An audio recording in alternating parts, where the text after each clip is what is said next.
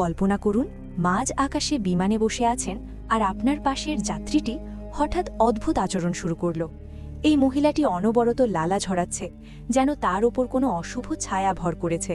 যাত্রীরা কিছু বুঝে ওঠার আগেই মহিলাটি সাহায্যের জন্য হাত বাড়িয়েই মেঝেতে লুটিয়ে পড়ল। শুরু হলো শরীর জুড়ে প্রচণ্ড খিঁচুনি, আর চোখের পলকেই সবার সামনে বীভৎসভাবে মারা গেল সে। ভয়ে আতঙ্কে স্বামী যখন তার মেয়েকে নিয়ে পালাচ্ছে, ঠিক তখনই তার চোখে পড়ল এক অদ্ভুত চিত্রকর।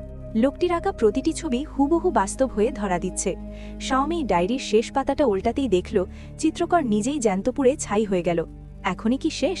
না, আসল নরক তো তখন শুরু হলো যখন স্বামী ককপিটের দরজা খুলে দেখল সামনে সেই একই জনশূন্য বিমান। সে যতবার পালানোর চেষ্টা করছে ততবার একই জায়গায় ফিরে আসছে।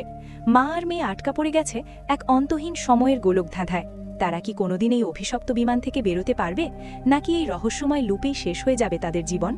কমেন্ট করুন এবং দ্বিতীয় পার্টি দেখতে রবিন ভাই ইউটিউব চ্যানেলটি সাবস্ক্রাইব করে দাও।